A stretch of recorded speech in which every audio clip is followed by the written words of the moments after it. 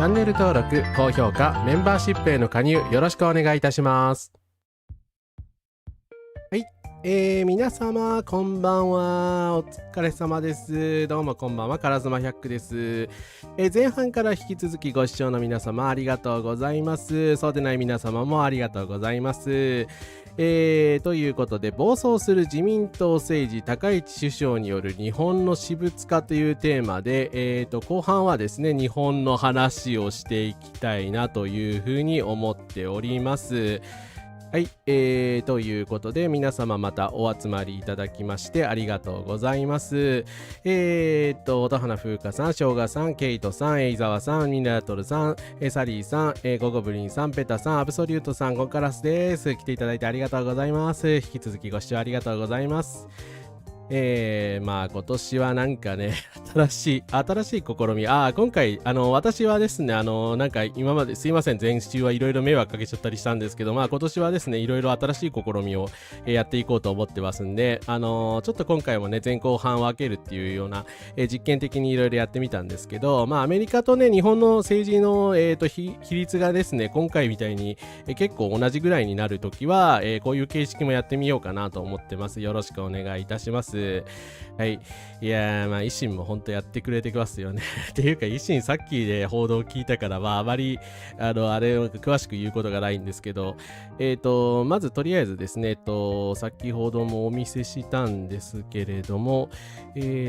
あと、こっちに変えなきゃいけないのか。はい。ちょっと待てよ。すいません。なんか早速、ヌーブっているんですけれども、画面が変わってないですね。先ほどの、やつと変わってないから。はい。ということなんですけれども、なぜ変わらないのだろうか。なんか知らないけど、ウィンドウが変更されないぞ。ちょっと待ってくださいね。ありがとうございます。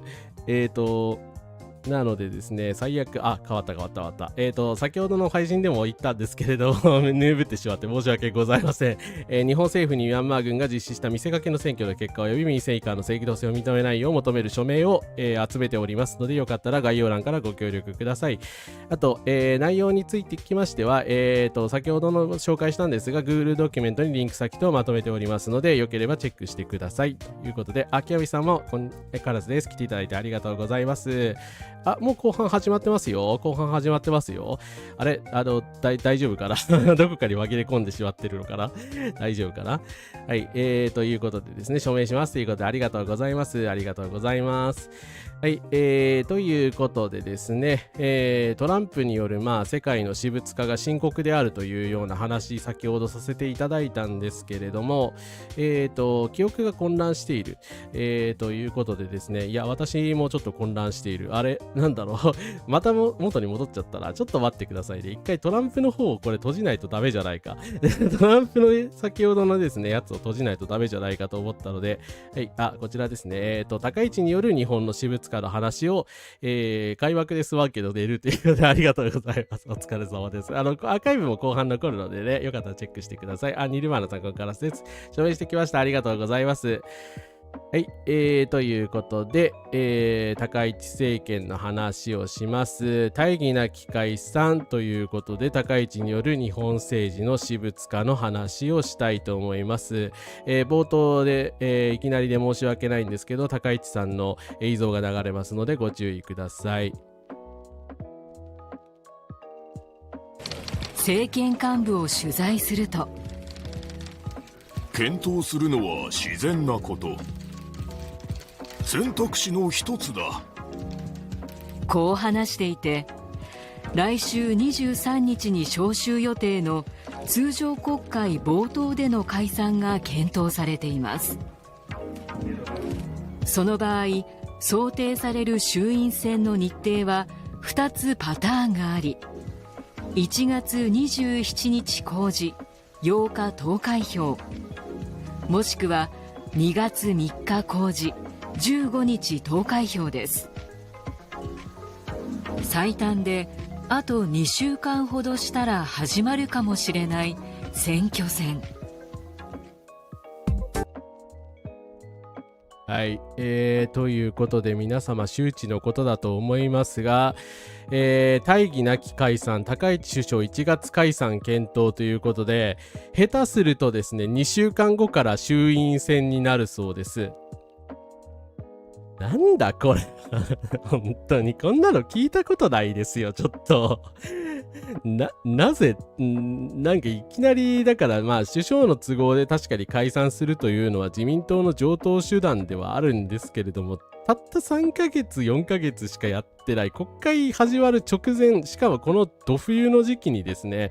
いきなり衆院解散というのはちょっと前代未聞ではないかと、言われております。サンセイトバスターズさん、ここからです。いや、維新のスキャンダルもね、だからもっと支持率下がっていいはずなんですけどね、なんでこんな勝手なことして下がらないのかという話をちょっとしていきたいんですけど、ゆうきさんもここからです。乱用される解散権、この時期にもはい、流すのに注意喚起が必要な首相はあまりにもいらないというですね。そうなんですが、皆様はですね、申し訳ないんですけど、このように20数%しかいない反高市派だと思います。残念なことですが、高市内閣の支持率が現在 78.1% だそうです。先月の調査からも 2.3 ポイント上昇。高市総理が通常国会冒頭に衆議院を解散するかどうか近く最終判断するとみられる中、最新の JNN の世論調査では高市内閣の支持率が 78% だったことが分かりましたと。高市内閣を支持できるという人が先月の調査より 2.3 ポイント上昇し 78.1% でした。一方、支持できないという人は 2.1 ポイント下落し 18.6% でしたということで、正確にはこれか。我々は 19% のですね、私カラスマ100ですけど、19% ぐらいの、層の中に、我々エコーチェンバーの中にいるということですよ。私の周りでね、高市さん明確に支持してる人誰もいないので、我々はどの世界にいるんだろうなという感じなんですけど、自民党と維新のね、連立政権に国民民主党が加わることには賛成が 42% しかないのになぜかそれ以上の2倍に近い人がですね高市さんを支持しているということで、やっぱり政治的右左みたいなのはなんか全然関係ないのではないかなという、疑惑が出ています。ちなみに自民党の支持率は 30% を切る程度でございます。はい。九大オーネさん、コンカラスです。来ていただいてありがとうございます。上昇要因どこにあるんで、いやー、対中国じゃないですか。中国に対しての強気の態度を取れる首相は高市さんしかいないという、感じじゃないかなという気がいたしますけどね。はい。予算どうなるんでしょうか、これって。いや、だから予算案はですね、通らないですよ。このままだと国会前に解散になっちゃうので、はい。首相官邸には何も解決していないのに放棄するなと意見を送ってきました。このチャットだけ見ればおそらく支持率 0% なんですけどね、リアル知り合いでもいませんけどね、僕の親父は高市チームいた。それはちょっと気の毒に。というか、でもね、同僚の家族には高市支持者がいます。なんとなく支持と答えた人が多くてね、真な支持者は少なそうですね。そうだといいんですけどね。ただ本当にこの解散ですね。川崎市議会議員のその方も言ってるんですけれども、冒頭解散はおかしいと。冒頭解散とはすなわち政治家の職務放棄です。本来は国民から選ばれた国会議員ですから議論することが仕事です。そのために1月から通常国会も予定されています。それも国会の議論もせずに予算成立を遅らせ、当然ですけども、国会審議ができないんで予算成立できません。はい。来年の予算が決まらないということですね。いきなり解散総選挙をする。国民や行政を巻き込んだ職場放棄にしか見えません。しかもこれにかかる税金は約600億円です。何のために選挙をするんですか？総理、選挙の前にやるべきことがあるのではないですか？大義なき解散こそ本当の意味での税金の無駄遣いではないですかと。野党系の政治家の人たちはね、大体こういうことを、一部の右翼系の人たちを除けば言ってらっしゃると思います。はい。明らかにもう高市さんの超自己都合解散。まあ、支持率が高いうちにですね、解散して少しでも自民党の統制を回復したいという、もう狙いがもう、隠すまでもないですよね。こんな露骨なね、だから自分の支持率が高いっていうのを頼った解散っていうのは、ちょっと本当にこれも類例がないんじゃないかと思いますけど、もうだから予算が成立するとかしないとか完全にガン無視して自分の支持率だけ見て解散を決めてるんですよね。すごいですよね。もう完全に国会の私物化、国会というか国政の私物化ではないかと思います。はい。20% 以内はさすがに驚いてしまいました。マジですかっていう。JNN の調査が偏っている可能性ももちろんありますけれども、ですね。ただこういった世論調査でも、大きな差はないんですよね。正直高い調査でも、不支持率は 30% 切るぐらいなので、3割はいないと思った方がいいですよね。はい。自民党はでも圧倒的に人気低いんですよね。だから、あくまでも高市さんが人気なだけで、自民党が人気なわけではないっていうところだと思います。いや、でも本当に参政党みたいなことを主張し始めそうですし、怖いですよね。さらなる差別選挙になってしまうのではないかという気もします。江戸川ポンサカさん、コンカラスです。また来ていただいてありがとうございます。石破の時散々文句言うてた海右翼が調査してるのどうなってるんですかっていうね。もう統制回復できれば何でもいいんですかね。いや、ほんと解散権を行使できるのは内閣不信任案の時だけにすべきですよ。だからこうやって自民党が勝手に自己都合解散できるような状態にしてるから、7条解散でしたっけって、よく言われるんですけども、これ憲法違反じゃないかっていう指摘もあるんですよね。はい。今の自民党はだけも公明党の力がない中で無理やり支持率だけで勝てるのかという話ではありますよね。はい。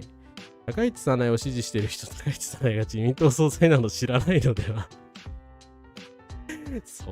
うではない気がするけど、いや、バカにしてるんじゃないですよ。バカにしてんじゃないけど、ちょっと後で解説しましたけど、高市さんの支持者って高市さんをなんていうか、支持してるのは明らかに自民党とかね、右翼イデオロギーとは違う理由があるとは思います。はい。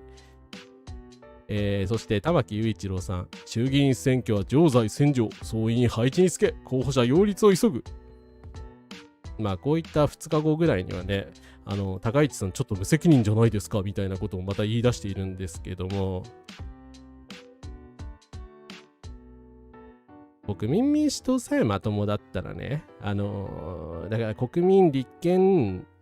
公明党で組んで政権交代しましょうよってみんな言えたんですよ。誰のせいでこういう政治状況になってると思ってるんですかね。いや、本当正直、日本の政治界から消えてほしいですね。国民民主党ごと。邪魔で仕方ないです。参政党はわかりますよ。いや、もちろん許せないけど、極右ですから。で、維新はもはや与党じゃないですか。でも、これは何なんですかね。国民民主党っていう存在は何なんでしょうか。というか、もう連合はこの人たちを切った方がいいと思いますよ。こんな軍国主義者みたいなことを平然と言い出すし。だからこの玉木がただの極右政治家だろもはやっていうのはずっと指摘してることではありますけれども、この人が新馬さんである限り国民民主党は変わらないと思います。はい。肝ってですね。いやー、この人ネットで受けることしか考えてないからもう、最悪の右翼ポピュリストですよね。もう、椿さん、ここからです。自民党不人気とは言われても、小選挙区の自民党ポスター全部高市早苗の写真にすれば、なるほど、その手があったか。高市効果を最大限利用すると。でもそれやりそうですね。怖いですね。はい。いや、もう国民民主党の支持者は本当玉木さん追い出してほしいですよ。党を存続させたいんだったらね。この風見鶏の右翼の人何とかしてくださいよっていう。173万の壁複雑会議でいまだにようわからんっていうですね。あれもだから地方財政を削ってますからね。だから悪いことだとは言いませんよ。ガソリン税にしても悪いことだとは私言わないけどさ。なんか他にやり方あったんじゃないかと思うし、だからあれを実現した時点で玉木さんの役目終わってるんですよね、政治的にも。ということでですね、まあ国民民はなぜ未だに支持率が高いのか私はよくわかりません。そして、この大チャンスに、見事便乗してきた方々が他にもいます。はい。ということで、まあこれさっき知ったんだけど、大阪府知事と大阪市長の辞職以降を固めたそうでございます。出直しダブル戦慄公平。ということで、大阪維新の会の吉村知事と横山市長がなぜか国政に打って出るのかと一瞬思ったんですけど、まあそんなわけないよなと思いつつ、お辞めになるそうでございます。大阪府の吉村知事と大阪市の、岡山市長がいわゆる大阪都構想の実現に向け選挙で民意を問いたいとして、それぞれ辞職する意向を固め関係者に伝えました。いずれも辞職に伴う出直しダブル選挙に改めて立候補する方針であり、高市さんが衆議院を解散すれば同じ投票日にしたい考えですと。ここまで露骨に便乗する人たち初めて見た。もうだから高市さんのついでに俺たちに入れてくれっていうのがここまで見え見えなのってちょっとすごくないですか？いや確かに高市支持者と維新支持層ってかなり被ってると思いますよ。被ってると思いますけど、プライドないんですかあなたたちは。本当に。もう呆れてものが言えないっすね。いうことでですね、今の状況だとどこの政党が突出して議席取るとは思えない。だから維新ももうなんか政党としてのあれはどうでもいい感じですよね。だから吉村さんが出るんだったら党勢回復するかもしれないですけど、そうじゃなくて改めて都構想を問いたいっていうだけですからね、都構想のことしか考えてないんですよ。で、2回おじゃんになってるんですよ。だって住民投票で2回分けてるんですよ。で、2回分けて二度と都構想っていう言葉は言わないまで言ったのに、3回目やろうとしているんですよ。民意を問いたいイエスというまでっていう、都構想俺が勝つまでやるじゃんけんって。いやー、本当に。だから都構想の死を問うっていうけど、それ問題じゃないだろっていう話ですよね。はい。いやー、本当にしつこい。めちゃくちゃ叩き大好きなとことか被ってますからね。アルセキラーサコカラスです。賛成が漁夫乗りしていきそう。いやー、でもそれも怖いですよね。もう、どうなってるんだ、この選挙。どうなるんだ、この選挙はというか、恐ろしいなと思っちゃいますけど。所属議員の国宝逃れから逃げるな。今回ちょっと詳しく取り上げませんけども、まあ、維新のですね、皆様の大スキャンダル、一大スキャンダルである国宝逃れ疑惑につきましてですね、追及されたくないんじゃないかっていう話はあります。何しろ今ね、がっぷり4つで連立政権まで組んでしまったので、維新のイメージ低下っていうのをね、だから不正に社会保険に入って、国民健康保険を逃れていたっていう疑惑が今浮上していろいろ言われているんですけれども、そうなってしまうとですね、高市さんのイメージもですね、かなり落ちるのではないかという、疑惑もあり疑念もありますし、維新の支持率がこれ以上低下するのは、自民党にとってもまずいと思うので、そのタイミングでですね、なんとかしたいという、化けの皮が剥がれないうちになんとかしたいという、思惑はあるのかもしれないですね。はい。純ちゃんさんとたもっちゃんさんが同時期に解散選挙に悲観的な見方をしていたので憂鬱です。そうなんですよね。割と楽観的な見方をしている人もいますけどね。はい。ただですね、普段だったら高市さんとかに投票してそうなノンポリの方からこういうノートが出てます。よかったらぜひ皆さん読んでください。おそらくね、あんまりすいません、普段の思想とか確認してないんですけれども、全然左じゃない、少なくともですね、左翼ではない人だと思います。要は別に高市さんのやってることに文句はないんだみたいな感じのスタンスの人なんですけど、でもなんでこの方がですね選挙に反対してるかというと、今ですね公務員の方は標準準拠システムっていうのを令和7年度末の移行に向けて必死で作ってるそうです。一方投票所システムなんかはぶっちゃけ選挙がない限りは二重業務の標準化と時期を合わせる必要はありません。つまり限られたリソースを、業務標準化に注力することはできます。弊社の場合は2月上旬に、業務以降2月末に投票所システムに手をつけるという計画を組んでましたと。だから業務管理とかこういうですね、してる人たちは、もう2月末に選挙システムに手をつけるっていうスケジューリングをしてたんですよ。だから、それなのに、さっき、あれ見たと思いますけど、2月8日に投開票みたいなことしたら、それに何としてでも、っていうか、事前投票だったらもっと早いですよね。1月末に間に合わせなきゃいけないんですよ。無理ですよね、これは。だから、どんなに働いて参りますみたいなことを言ったとしても、まあ僕自身はこの言葉は別に嫌いじゃないですと。地方公務員でもっとお前働けようと思う人は当然います。だけども今回は人員の投入で解決できる問題ではないですよね。安全稼働に向けて準備してきた職員、構築ベンダーにとんでもない負担を強いることとなりますが、分かってないんでしょうかと。まあ高市さんは分かってないと思います。はい。だから普段だったら高市さんに賛成してそうな人でもこういう風に言ってるわけですよね。だから本当に迷惑だと思いますよ。はい。都構想とか言って国王逃れを忘れさせる気満々ですよね。国王逃れ選挙であるっていうキャンペーン貼らないとダメ。いや、本当反一心、反自民党、反高市で攻めないとね、野党負けちゃいますよね。はい。で、という YouTuber の和也さんではありません。いや、本当参政党伸びるの嫌ですね。だから、高市批判票が参政党に食われるのはおかしいので左派がね、伸びないのは本当に問題があるので、なんとか批判票を吸収する手段を考えないとダメですよね。はい。観光客向けの商売も製造業もこの人もみんな高市の尻拭いしてます。高市は思想もさることだからベテラン議員などに政治が全然できないの本当にやばいですよね。移民負担やべえから今やるだということですね。はい。だから公務員の方々今必死でシステム構築してんのに、そのスケジューリングが破壊されるんですよ。で、もちろん選挙、今受験のシーズンですから、学生の方とかにも強い影響が出ますよね。だから若者支持が高いのが自慢だったのに、若者選挙に行かせないようなことして大丈夫なのっていう問題もありまして、多分こういう方も今回高市に入れないですよね。おそらく選挙強行したら。はい。そうだからといって左派翼政党に入れてくれるか、左派とかで立憲に入れてくれるかっていうと多分こういう方入れてくれないんだけど、ないですね。まあただそもそも選挙に行かないんじゃないかと思います。はい。自民減って賛成伸びて左派は変わらなさそう。なんかな、参政党が伸びそうな気も、参政党がなんかね、その批判票受け皿として伸びそうな気がするのが怖いですよね。その言葉は嫌いじゃないと言いますが、その言葉のせいでみんな揃って過労死まっしぐらなんですがという。なかなかその辺が伝わらないのかな。いや、地方公務員の、ね、方々の激務とかをね、推奨しているに等しいですからね、そこに思い立ってほしいですよね。はい。立憲共産、社民、公明党で、そう、団結しないと勝てないと思いますよ、本当に。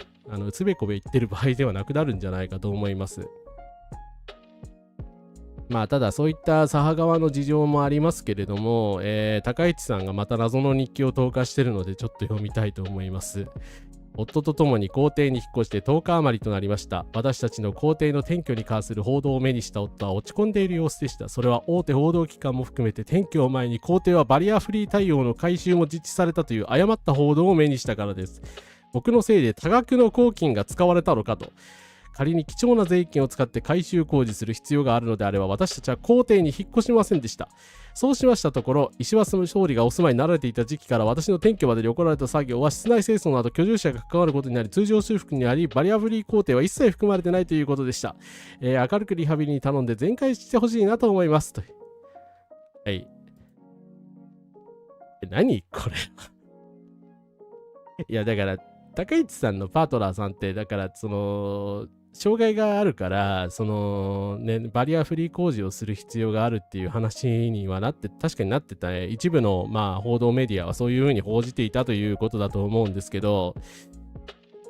いや、公金を使ってバリアフリー工事をすることが悪いことだって言ってるんですよ、これ。すごくないですか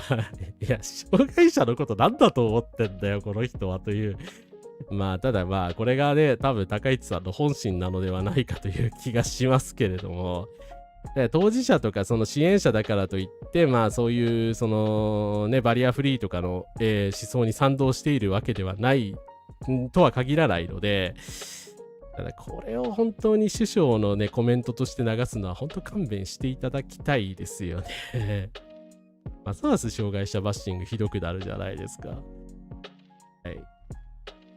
アケリアスヨッチョさん、コンカラスです。我が業界でとある催しがありまして、同じテーブルの人たちは私を除いて高い調子でした。息を飲んでネガティブケーパビリティを発揮してきました。まあ、この方々はもともと自民党支持のばかりです。それは辛い。お疲れ様でございます。いや、でもやっぱり経済界とかは多いんですかね。はい。立憲は公明と協力できそうなのはいい傾向ですね。それ本当に、いや、これ本当に最悪ですよね。バリアフリー化しない高市最高みたいなコメントがたくさん集まってるのがひどいなと思いますよ。本当に。差別でしょう。ね、だから公金でバリアフリーにして何が問題なんですか。そう。で、そう、さもしい顔してうんぬんのやっぱりコメントは本音だったんだなっていうふうに思っちゃいますよね。はい。いやでもね、野田さん確かにあれだけどね、こういうやっぱり高市さんに比べるとね、まだマシですよね、本当に。こういうこと、さすがにこれは言わないでしょうからね。肯定バリアフリーじゃないのですか、困んないんですか、それはって。いや、だから本当肯定バリアフリーにした方がいいですよ。なんでバリアフリーを否定すんのっていう。だからバリアフリーが悪いことのように書くなっていう。ちなみにこれにですね、54万いいねついてます。はい。まあなんかこれが本当なんか今の日本の現状を表してますよね。はい。報道したのは誰だみたいなことを言ってるんですけど、毎日新聞とテレビ朝日が報道したので、まあそれに関してもすごいバッシングが集まっているようでございますね。はい。いやー、植松聡が聞いたら喜ぶでしょうね。こういう思想の人が首相だということに。コーヒー使えばいいじゃん。バリアフリーに俺の税金を使えという。バリアフリーに税金を使えよっていう、高市早苗自身もバリアフリーを利用する可能性があるのに、というよりも首相として日本に住む人々を無視するなというらしいですよね。はい。ただまあ、高市さんの謎ってあるじゃないですか。なぜ自民党の支持率 30% ですよ。自民党の支持率 30% なのになんで高市さんの支持率 78.1% なのかと。もちろんこういうそのイデオロギーとか自己責任主義みたいなのが共感を呼んでるってのはあるでしょう。ただ高市さんのこれ政治手法なんだと思うんですよね。ちょっと深いレベルの話になるんですけど、この山川さんという方が鋭い指摘をしてたのでちょっと引用したいんですが、もし高市さんが、この発言によって社会のバリアフリー化が阻害されうると自覚できていないというなら、端的のリーダーの資質を書いていると思う。まあここまではいいですよね。私もそう思います。しかしここでの高市氏はリーダーとして税金に依存せず自助を美徳とする私をアピールし、自らをモデルとしていると。要は私こそが普通の日本人だというメッセージを送ってるっていうことなんですね。で、暗に国民にも自助を要求していると。高市氏の政治的発話の特徴は、初の女性総理という象徴的立場を利用し、公私の境界を戦略的に曖昧化しながら、パフォーマティブな発言によって自らの私的な行動をモデルとして提示し、暗に国民にも私と同様に振る舞えと要求している点にあると。海外を旅すると分かることだが、日本はバリアフリーにおける物理インフラの面だけでは先進国とも言えなくもある。そこは誇って良いとも思える。しかし問題はバリアフリーが善意や思いやりの問題として誤解されがちであるために、それが社会構造として不可欠な基盤であるという認識が希薄である点である。したがって高市総理のこの発言は、日本社会の欠陥、バリアフリーが社会構造として不可欠な基盤であるという認識が共有されていない問題を強化し再生産する可能性があるものとして批判されねばならないということなんですけども、まあこの方ね、すごいなと思うんですけど、美術家の方らしいんですが、だから象徴的立場、自分の、まあ一種のやっぱ偶像、アイドルですよね。アイドル政治をやってると。だから自分がロールモデルなんですよと。私が正しい普通の日本人なんですよっていうメッセージを送ることによって、まあこういう自己責任主義みたいなのを内面化してる人たちの共振を呼び、高市さんは私たちのことを分かってくれてるっていうですね、シンパシーを呼んでるんじゃないかと。だから自民党の支持率は全く上がらない一方で、高市さんの支持率だけはどんどんこういう発言するために上がっていくんだという。ちょっとゾッとする話ですけどですね。はい。でもこれは事実に近いんじゃないかなと個人的に思います。いやー、本当に戦うべきは何なのかというね、やっぱり社会構造の問題とかを捉えられない一方で、そういう分かりやすい偶像とかには飛びつくっていう、まあ推し活政治みたいなののまあ帰結なのかもしれないですけれども、そういう人が多いのかなと思いますよね。でも本当植松との思考的距離近いですからね。こういう人たちが 78% いるってなったら本当恐怖の世界ですよね。はい。すでにバリアフリー化されてるから必要ないとかあるんですが、高市のパートナーは高市のこのツイートどう思ってるんだろう。いやー、でも容認してるんじゃないですか。やっぱこういう人たちだ。こういう人のパートナーだから。外見相和の家族は助け合わねばならない国に頼るなの体現ですね。まあそうですね。そういう意味ではやっぱりイデオロギー的にもね、確かに極右というか自民党の思想そのままではあるわけですけどね。未だに人権を思いやりと履き違えている国だし、バリアフリーって障害がある人にもない人にも得なはずなんですけど、エレベーターとか作るとね、健常者の人の方が得しますからね、基本的には。町がそもそも障害者を排除しているような構造だから、それを是正しなければいけないという話ですよね。善意を基調にしてしまうと、おとなしく感謝して健常者の邪魔をするなという考えを助長してしまい危険です。パートナーの障害を自身の権力基盤の強化に利用している。まあそうですよね。本当ね、悪い見方をするとそうなってくると思いますよね。だからこの美徳政治みたいなのの果てに誰が救われるのかと思いますよね。障害者自演の件で野田聖子を攻撃したその綾子の発言を増幅とさせる。その綾子さんのマインドを継いでるのか。なんで自分たちを不幸にするんですかね。だから日本の本当に悪いところですよね。先ほどのね、日テレのニュースなんですけど、前半になんか象徴的な場面があるので、ちょっと取り上げたいと思います。まあ、高市さん本人は出てきません。はい。高市ファンの人が出てきます。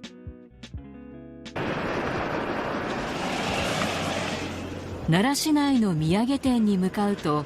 早苗グッズが並び、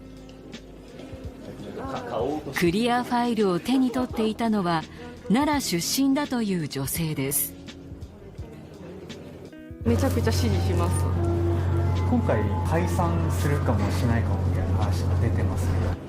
ど、高市さんなんで多分こういろいろ考えてされてると思うんで。はい。まあ、短いシーンですけど、これ非常に象徴的ななんか高市支持者のね、もちろん偏見を持ってはいけないですけど、典型的ななんか感じだなと思ったのでちょっと取り上げたいんですけど、高市さんのクリアファイル買いに来たんですよ。で、高市さんのファンだから高市さんのクリアファイル買いに来たんですよ。でもいざ高市さんのそういう政策についてこう聞かれると、高市さんので多分いろいろ考えていらっしゃると思いますということでですね、いやそれはあなたが推してる人だからですよねっていう。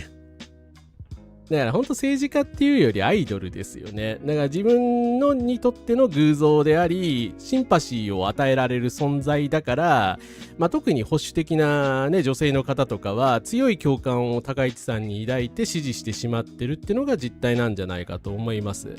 まあジェンダー関わらずですね、やっぱりこういう自己責任主義みたいなのを内面化してる人には、やっぱりこういうコメントを見るだけでも、高市さんってすごいいい人だなって思って、自分と近い考えだなというね、シンパシー政治みたいなものが発揮されて、まあ無条件でなんか自分にはよくわからないことをなぜか急に衆院解散みたいなことをやりだしても、多分いろいろ考えて深いお考えがあるんでしょうみたいなことになってしまうわけですね。それは何やっても支持率下がんないよねっていうまあ話ですよね。はい、恐ろしい話だと思います。ということで、自己責任論ってでも支配者にとって本当都合のいい言説なんですよね。自分のせいにしちゃいますからね、何でもかんでも。だからそういう日本の人たち、この人がそうだとは言わないですけど、が多いのがみんな不幸な気持ちになってる原因じゃないかと思うんですけどね。よくないですよね。いやでも本当日テレとかはだからこういう早苗ちゃんグッズみたいなのを紹介すんじゃねえよってだから女性首相が下の名前でこういうグッズを発売するっていういいことの意味も分かってない感じですよね。だから安倍さんもだいぶアイドル化してた面がありますけど、後半。はい。だからそれにやっぱり近しいですよね。高市さんだからいろいろ考えているっていう、推し活政治ですよね。からですね、働いてって過労死が問題視されていたことすらこの国の人はだから忘れちゃってますよね。高橋まつりさんのお母様が嘆いておられましたけど、高橋さんが亡くなってから10年なんですよ。だからなんていうかな、やっぱりそれでねコロッと忘れているのはおかしいですよね。来週末奈良で湯浅主催の高市応援でもまたやるのあの人やめろよ。湯浅じゃないけど、湯浅に近い人これからちょっと登場しますが、いろいろ考えてないだろって自分に近い考えだから、それがまあ男性はね結構やっぱ排外主義的なところに共感してる人とか多いと思うんだけど、なんか自己責任とかこういう論理にはね、女性の支持者が多いのかなと思っちゃいますよね。残念ながら抑圧されてるから余計なんじゃないかなと思っちゃいますね。はい。女性養生の中での一種のパニックなのでしょうかと。パニックというか、まあ自分の中でどういう風に捉えればいいのかっていう気持ちがあるんじゃないですかね。強烈なシンパシーを覚える一方でなんかちょっと違うっていう気持ちもあるみたいな。はい。石丸新司界隈でいた経験が終わりなんだ。そうなんだ。すごいな。それはどういうあれでっていう。まあ石丸さんも確かにアイドルでしたよね。もう人気がなくなっちゃったんであれですけど。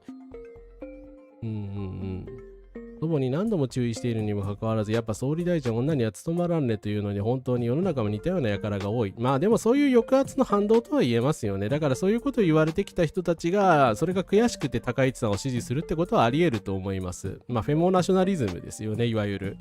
フェミニズムではないですからね。女性版右翼主義みたいなもんですね。はい。個人的に女性主張誕生でも認めているだけで精神ぶってる男性は苦手ですっていうですね。全然精神的じゃないですからね。サッチャーと一緒ですよ、この人はってサッチャーとかパククネの同類ですよっていう。だからそういう感覚がない男性も本当に問題ですよね。高市さんのだからジェンダー関係ないですからね。彼女はだから嘘つきだし、政策とか何もかも間違ってるからダメなのであってジェンダー上の問題ではないんですよね。そうですね。少なくとも私は女性首相という視点をこぼれ落としているのを忘れるぐらい嫌いです。ただフェミニストの人たちは逆にめっちゃめちゃ嫌ってる人やっぱり多いですからね。当然だと思いますけどね。どんなとんでもをやっても深い意図があると決めつけ、批判は何時の難癖だと言っており、自己完結してファン同士のエコチェーンの中で完結するという。そうですね。まあやっぱりトランプ政治でも似たようなことが起きましたからね。はい。あたりめさん、コンカラスです。人間性が無理。まあその高市一見だからですね、無敵の能力者に見える高市さんなんですけど、まあ逆に言うと本人のスキャンダルがガンガン報道されるようになると人気は落ちていくような気はします。まあ今のところ期待レベルですけど、奈良県第二選挙区の支部長は高市さん本人です。政治資金で野党に詰められた高市さんはたまたま高市早苗が支部長でだけであって、高市早苗個人に対する寄付ではないと逃げ答弁を先日の国会で打ちました。しかしその後の調査によると、その支部から1年で高市早苗個人に741万円が寄付されていました。共同の報道によると、支部から高市個人への寄付はトータル過去のトータルを合計すると6474万円に及ぶ。高市氏の後援会のホームページで第二選挙区支部に寄付を依頼している。後援会のホームページには、高市早苗の政策に共鳴し活動費のご協力をいただける皆様は、高市早苗さんが支部長を務める政党支部自由民主党奈良県第二選挙区支部でご寄付をお願いしますというふうに書いてある。高市後援会からなぜか高市氏個人のパンフレットが郵送される。なぜか高市氏の選挙区奈良だけで自民党の全支部の半分ぐらい30カ所も支部がある。だから高市は野党の政治資金改革の寄付は県連まで案はどうしても受け入れられないと、いうことで、だから高市さんがもうマネロンみたいな手法を使ってですね、自分の懐に金を入れていたのではないか。だからその選挙資金で莫大な金を使って石破さんに勝とうとして、結局負けちゃったんですけど、この人数千万円というですね莫大な費用を投じて、個人的にですね選挙を戦ったり宣伝費用を使ったりとかしてきたんじゃないかなということが言われてます。だから掘れば多分こういうのが山ほど出てくるんじゃないかと思うんですよね。私利私欲をやっていたわけではないけれども、おそらくだから裏金議員じゃないけどもですね、こういうお金の正しくないような使い方をたくさんやっていたのではないかというのが、高市さん的にもね、これ以上国会で追及されたくないから解散っていう、もしかしたら推測ですけどね、はい、思いはあるのかなと思います。そうだから家父長制を内面化してるし、自民党の中にずっとズブズブいた人だから、こういう人に決まってるんで、こういうことやってるに決まってるんですよ。で、めちゃめちゃイメージ悪いじゃないですか。だからこういうことがちゃんと報道されればね、もっと報道されれば、変わってくるのかなと思うんですけど、まだあんまり報道されないわけですよね。はい。もちろんフェミニズムの観点から見れば、高市さんはね、極右反動で、フェモナショナリストなんで当然賛同できるわけないですね。アンチフェミニストですからね。はい。だから女性だからフェミニストというわけではないということですよね。ミソジニー政党の中で成り上がるには並大抵ではなかっただろうなと思った。だがやってることがめちゃくちゃなので、なおさら批判せざるを得ない。あんなところで成り上がっちゃダメなんだよというですね。やっぱり自民党がそういう超家父長制男尊女卑政党であるがゆえに、まあこういうね、いろんな汚い手段も使って成り上がらざるを得なかったんでしょうけど、でもそれはなんかピカレスクロマンとしては理解できても、国民がそれにすごい共感しちゃダメですよね。悪いことしてものし上がればいいのかよっていう感じにならないですか。いや本当感覚が麻痺してるんだと思いますよ。お金に関しても、まあ自分のね、そういう政治的なよしな仕事に関しても。だからああいうまあコメントもするし、ただそういう公私混同したところがファンには受けてるわけですよね。まあどこまで自覚的にやってんのかなと思うとちょっと怖いんですけど、日本のメディアはちゃんと報道してくださいと思います。でまあ唯一日本のメディアでですね、正当な言論の自由を行使している週刊文春さんですが、すでに話題になっている高市氏が自民党総裁になることが天の最大の願いという統一教会のコメント、萩生田氏が我々と安倍首相との面談を一貫して主導してくれた人物以外にもパンチラインだらけだ。蛍光ペン必須。高市総裁が天の願いだ。統一教会マル秘報告書ということで、まあこれちょっと私実物は読んでないんですけど、高市さんがハン・ハクチャ総裁の報告書に、32回登場していた。エルメスのエクタイを受領した萩生田さんと安倍晋三さんと教会幹部の面談情勢、銃撃事件当日に、日本統一教会田中会長の指示で消された山上徹也さんの名前、などなどですね。だからこれ報道しろよっていう感じなんですけど、なんか岸田さんの時と全然マスコミのトーンが違いますよね。だから実際にだから韓国でハン・ハクチャが逮捕されて、まあ高市さんの名前がね出まくるという重大ニュースがあったにもかかわらず、マスコミが続報を全然報じないから。まあ、一応ね報じてなかったわけではないけども、高市ファンの人たちにまで届いてないんじゃないかなと思います。はい。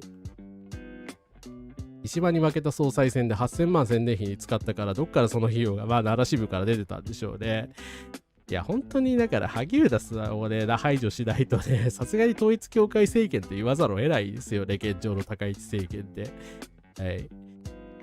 だからね、まあ、全くその日本の保守右翼といわゆる言われている人たちがただの反共主義者であって、まあ、全くそのなんていうか文字通りの意味での民族主義者ではないっていうことですよね。右翼であれば KCIA みたいな人たちであろうと協力するっていうことですもんね。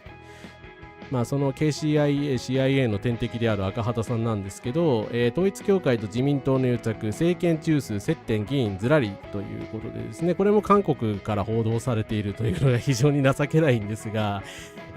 赤旗さんはちゃんと報道してます。高市早苗首相、世界日報に複数回登場、林芳正さん、松本洋平さん、上野健一郎さん、赤澤良生さん、石原さん、木原さん、木内さん、小畑さん、萩生田さんって、これもう該当してない方が少なくないっていうレベルで、養殖の人たちみんなだから統一教会に、長嶋昭人さんが最近ね元信者であることが暴露されて話題になっていましたけれども、ずらずらと登場してるわけですね。統一教会内閣だろこれはという感じでございます。はい。日本の右翼などこんなものですってもともと CIA が作ったのが自民党ですからね。はい。いや、赤畑さんはね、もうガンガンやってほしいですね、その選挙になったら。もうなりふり構ってる場合じゃないでしょう、共産党さんの統制的にも。はい。で、ただですね、本当に高市さんがこの選挙で勝ってしまうと、まずいことになるんじゃないかというのが、まずやっぱりスパイ防止法ですよね。これは成立するような気がしてならないです。もし高市さんが圧勝したらですけどね。まるで国際勝共連合の言い分だというスパイ防止法制定をやるべきということで、なんとですね、世界一受けたい授業スペシャルがスパイ防止法をどう考えているかという特集を組んで、これ批判するんだったらまだわかるんだけど、成田悠輔が出てますけど、専門家の人が日本はスパイ天国でございます。基本的にはスパイ防止法をやるべきですと発言したと。いやいや、マジかっていうですね。だから比較的あんまり政治色が強くないと言われていた、世界一受けたい授業みたいなバラエティ番組がですね、わざわざ専門家を呼んでスパイ防止法を作れと言っちゃったみたいなんですよ。まずいですね。だから経済界はこれで反応を見てるんじゃないかなと思います。マスコミにこういう報道をさせても国民がそれだけ市民がですね、反感を抱かないかどうかっていうのをテストして、で、高市さんが勝ったら普通に提出しちゃうのではっていうね、参政党、国民民主党も賛成に回ってですね、通っちゃうのではという気がしています。はい。スパイを見抜く方法って、いやいや待ってくれ。統一教会の意に反するものはスパイですか。N104 ここからですね、当よりはすでに統一教会が国境と化していまして、世界一受けたい授業も何年か前に河野太郎を出してマイナンバーカードも宣伝して、あ、そうなんだ。すいません、それ知らなかったな。やっぱりその当時から政権用意書的な内容でやってたってことか。スパイって岸信介、笹川良一、児玉義雄、瀬織木松太郎のことですかねっていう。講師として出てたやつがね、これちょっとごめんなさい。時間なくてあれ調べてなかったんですけど、今確認してみるか。これ、だから、どの講師を呼んだらこんな発言になるんだよっていう気がするんですけれども、だから明らかにそういうね、スパイ防止法の理念に賛同してる人間をわざわざ呼んで、発言させたと思われるわけですよね。はい。大河原加工機事件みたいな事件が発生しそうで怖いですよね。はい。世界一受けたい授業は定期的に問題になっている番組だった。あ、そうなんだ。ごめんなさい。それをちゃんと私が知らなかっただけか。申し訳ない。申し訳ない。ですね。ただこれ2026年11月11日に放送している内容なのは事実だそうです。はい。なんですけどね。いやー、しかし困いますよね。でも本当にこれでなんかぬるっとね、人々の世論の中にスパイ防止法みたいなのが選択肢として入ってしまったら、もうね、議論の余地もなく、高市さんが支持してるからいいんだみたいな、根治で通ってしまったらですね、シャレにならないですよね。はい。ということで本当恐ろしいなと思うんですけど、他にもメディアの地ならしのようなことが起きています。NHK でタモリと山中伸弥氏の古代の日本列島の火山の番組を見ていたら日本人らしさというテーマだったらしく、それでも NHK だから信用して見ていたら縄文期から日本人男性に特有の遺伝子があり、それをやると友達の数が多く、火山の噴火の多い日本では助け合う遺伝子が適者生存で残ったのではないかみたいな話をやっていた。他にも日本人は不安を感じる遺伝子が多いとかをやっていたけど、統計に閉じた話なら問題ないけども、特定の遺伝子と日本人らしさを結びつける構成は社会的ダーウィニズム、いい加減にしろと思いました。ということで NHK とタモリと、しかもよりによってこれも山中伸弥教授を呼んでですね、なんか DNA が、日本人の DNA は特有のものでですね、日本人男性は友達の数が多いみたいなことを言ったらしいです。私は友達少ないけどな。本当に。加減にせえよ、マジでっていう。こういうなんか社会ダーウィニズムみたいなのをですね、権威ある専門家の人たちに言わせるっていうのは本当にまずいと思いますよね。しかも NHK がこれをやるのかよという、本当に呆れてしまいますけれども、まあなんか民放だけじゃないですよね。だからメディア全体がこんな感じになってきてるので、いよいよ本当に危ないなと思います。はい。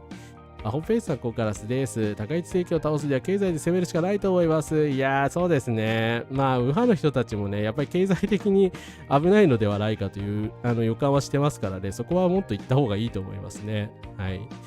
まあ、今のね、インフレがやばい言われておりますけど、おそらく対中、レアアースとかのですね、影響が露骨に出るのは、今年の夏頃ではないかという予測が出ております。まあ、今でさえね、卵の値段 7% 上昇とか出てますからね。それ以上上がったらみんな買えなくなるんじゃないですか？とても嫌いなという気がするが、変更報道だ。はい。だからこういう番組にこそ変更報道って言うべきですよ、これ。なんだよ、日本人特有の遺伝子ってよ。そんなものないでしょ。先の参院選で参政党がスパイ防止法について思想調査をして官僚から左翼を排除したいと言ってましたね。言ってましたね。はい。参政党はそういう人たちですからね。だからまあ、高市さんはそこまで露骨なことは言わないと思いますけども、はい。だからスパイって、だから日本に対してスパイするのって、この世で、まあ、だって統一教会って、だから実際、CIA みたいなもんやないですか。だから CIA が作った自民党という政党がね、未だに権力の座に居座っているのに、何を言ってはるんですかっていう話ですよね。はい。優勢思想、優勢思想。はい。もうやめてくれよという。世界一受けたい授業に講師として出てたのは、東京工科大学の落合幸太郎さん。なるほど、ありがとうございます。すいません、ちゃんと調べしてなくて申し訳ございませんでした。はい。ありがとうございました。なんか私検索しても出てこなかったな。政治学者の落合幸太郎さんですが、インテリジェンス研究が専門でして、東京工科大学、名前を覚えておきますわ。はい。いやー、でもね、どっちかっていうなら日本人男性友達少ないでしょって。その通りだろ。私は少ないですよ。日本人は日本人の足を引っ張る社会ダーウィニズム最悪じゃないですか。友人が少ないことは自分として誇らしいです。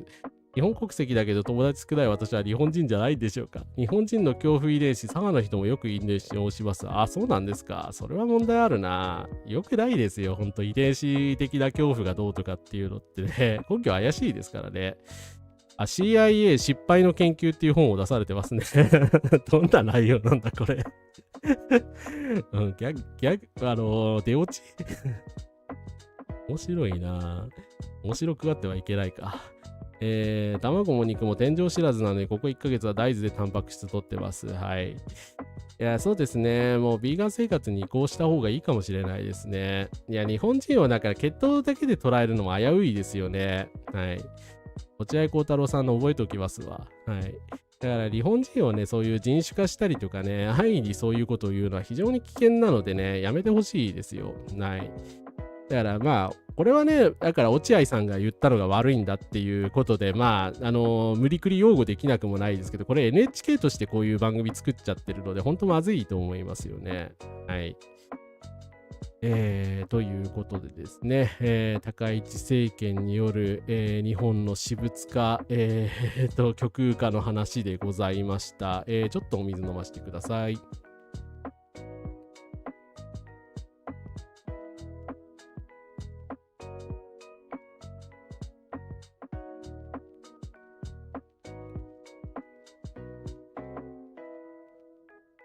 はい、失礼しました。落合幸太郎さん、そうですね、確認しましたが、安全保障研究、インテリジェンス研究がですね、専門家だそうでございますので、いや、そういう人がスパイ防止法を肯定しないでくださいよって思いますね。はい。CIA って猫に盗聴器埋め込んでスパイデコとして活用したことがありまして、だからそういう変な作戦もたくさんあるんですよね。失敗も多いし。はい。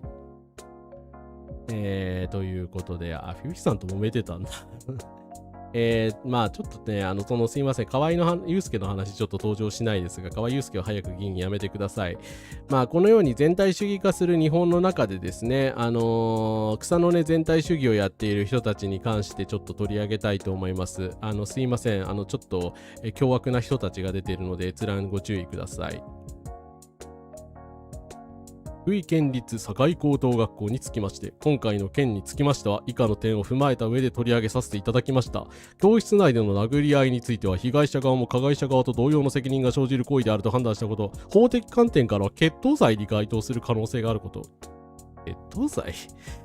学校側が本件を2年間にわたり放置していたこと以上の判断に基づき問題提起として取り上げましたが、その後被害者ご本人より削除要請があり、該当投稿を削除し出しました。本局の経緯は以上となります。終わり。何これまあすいません、これ理解できないと思うんで説明しますけど、こ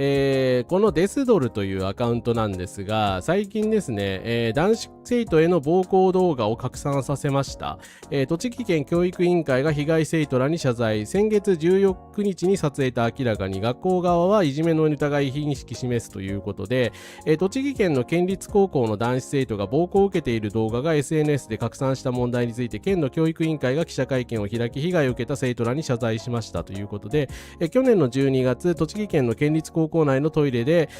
男子生徒がいじめ暴行をし、ですね、その後に急速に SNS、先ほどのデスドルというですねアカウントなどが、これはひどいいじめだということで拡散したということで、一躍このアカウントですね、スーパーヒーローみたいになったんですよ。法で裁けぬ悪を裁くみたいなですね、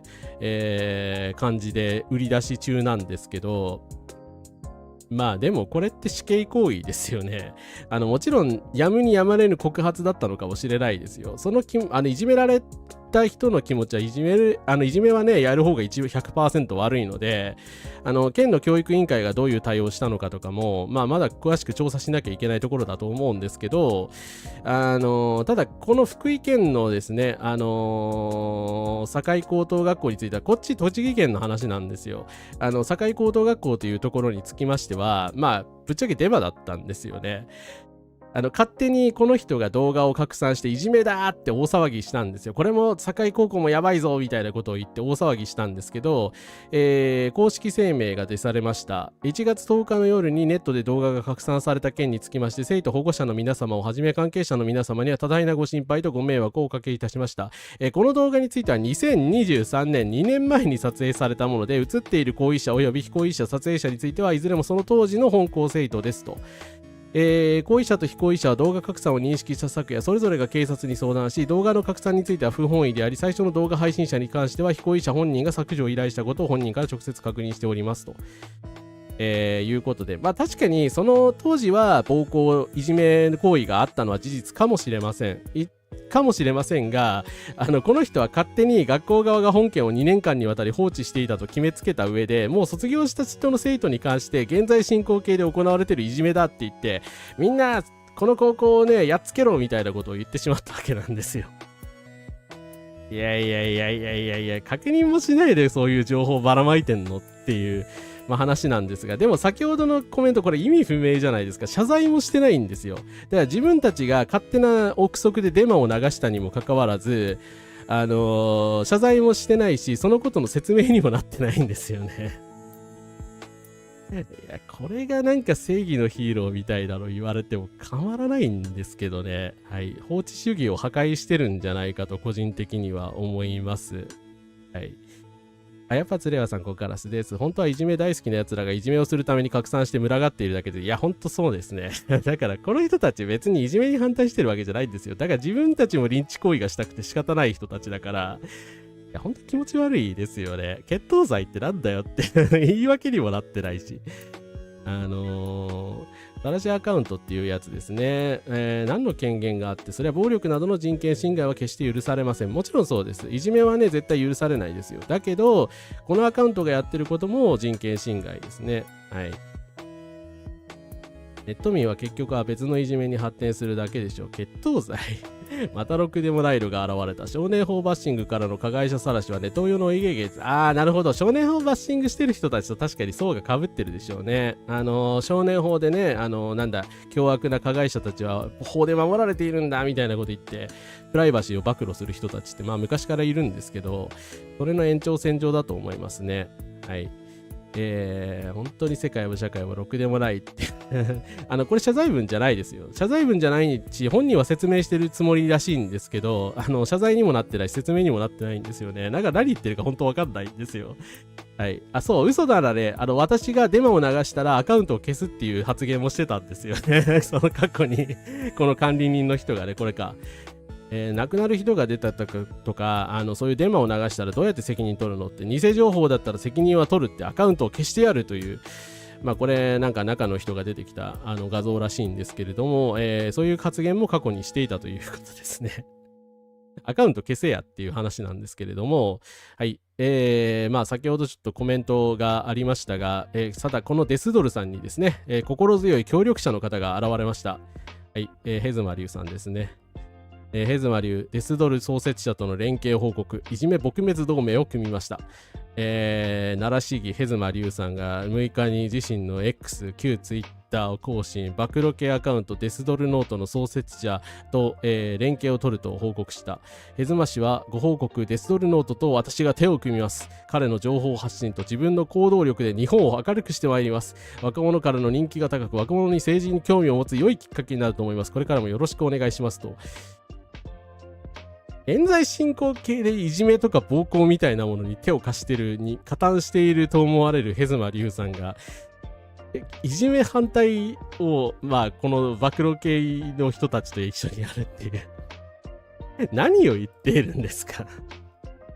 や本当悪い冗談みたいですよね。いやーこれもね、でも一種の草の根ファシズムだと思います。法治の、行き届かないところで、暴力を持って社会をですね、変えていくっていうような運動ですよね。はい。ヘズマさんがね、普段やってることも私は暴力だと思うので、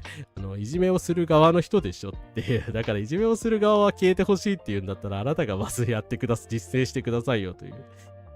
感じですね。そう、過去にホームレスいじめとかもやってますし、今はね、外国人の方をいじめてるわけですけれども、はい。ヘズマさんのやってることもいじめですからね、一貫して。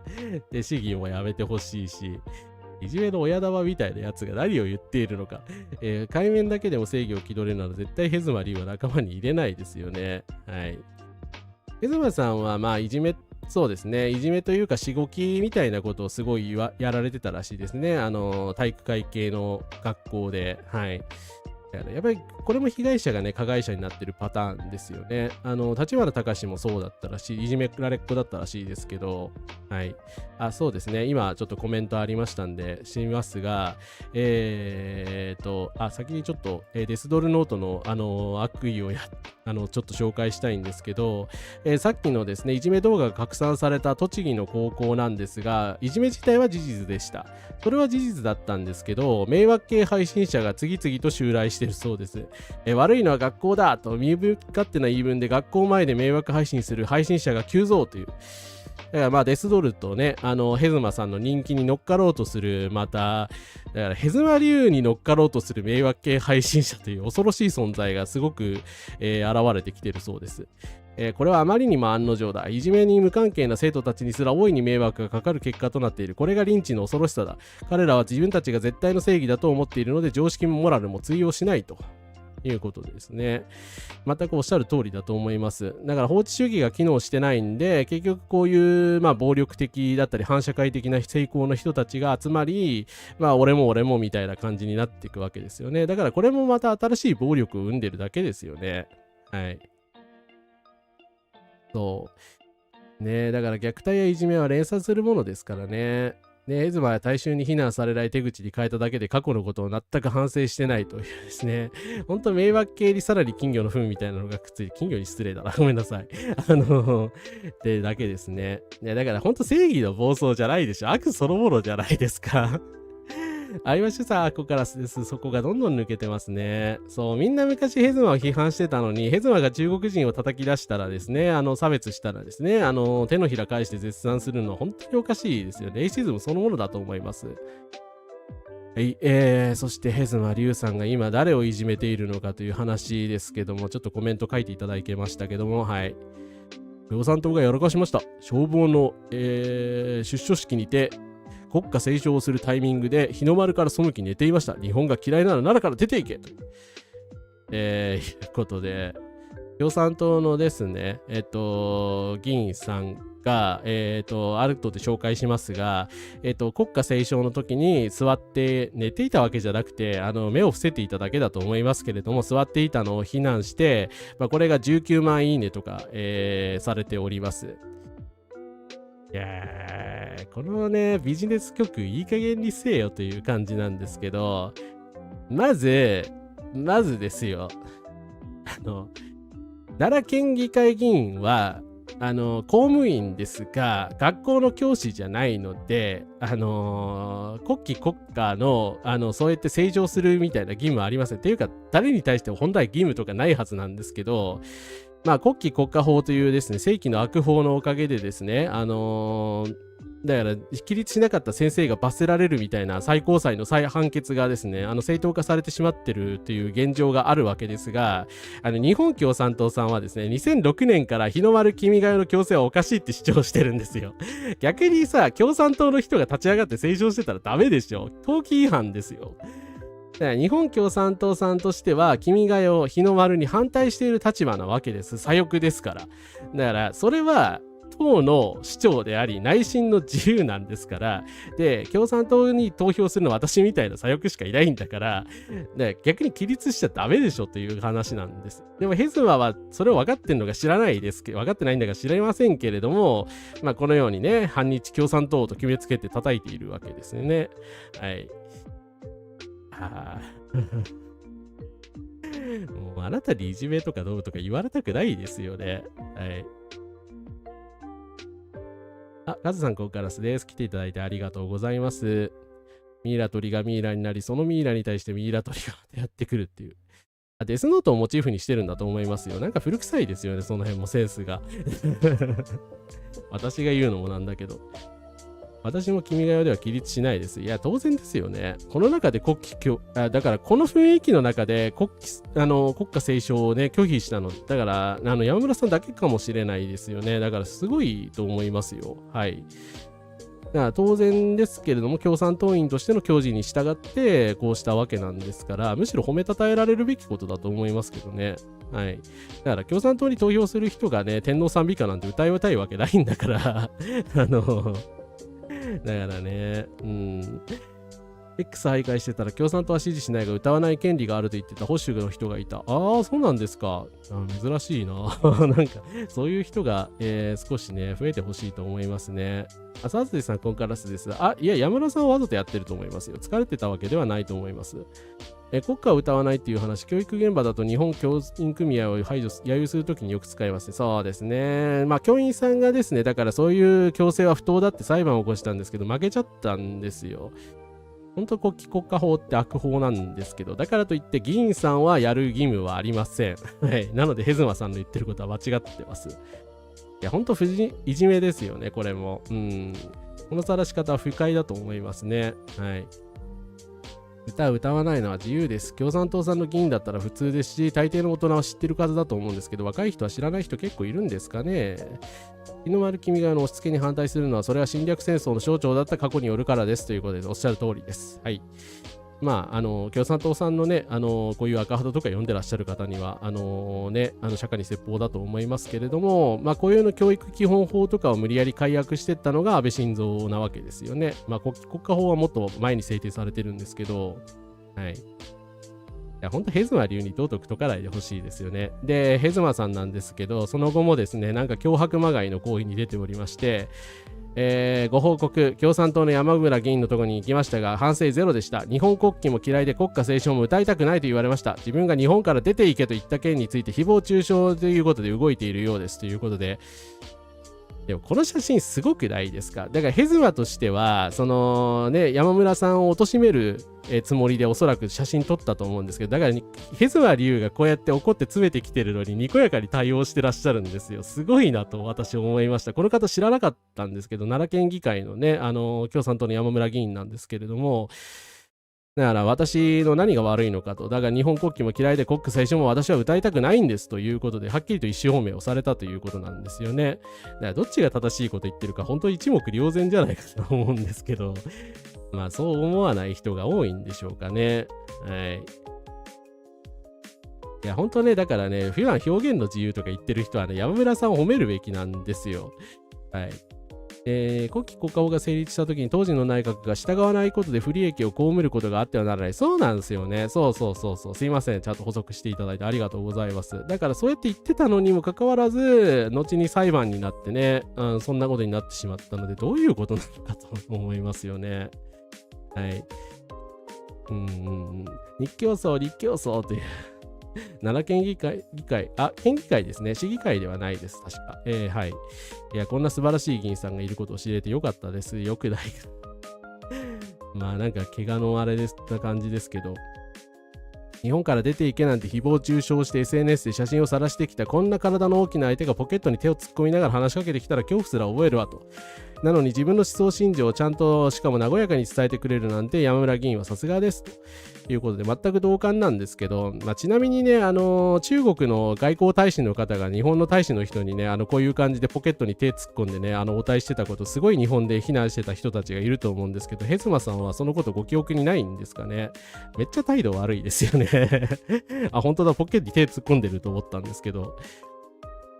まあなのでね、ほんとチンピラに応対する正義の人みたいな感じになってると思いますが、ということでね、奈良県委員会も大変お怒りです。ヘズマ流奈良市議が奈良市式での、日本共産党の山村幸穂奈良県議の写真とともに奈良から出ていけなどとポストしたことにつきまして、日本共産党奈良県常任委員会は13日ポストの削除と所在を求める抗議文を奈良市事務局を、通して送付しました。記念は X への投稿で奈良市内の、消防出所式における、来賓の写真をポストし、その中で日本共産党の山村幸穂奈良県議を国家斉唱に起立せず日の丸から背き寝ていましたなどと書き込みました。以下のように重大な看過できない問題があり厳しく抗議するものですと。第一に国家斉唱に起立しないことを理由に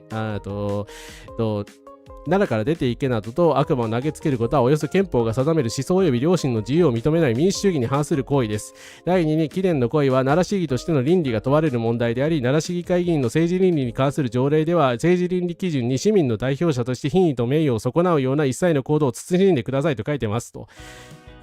もうこれの時点でねヘズマリー負けてる気がするんですけど、普段から市民の代表としての品位と名誉を損なうような行動をしてますよね。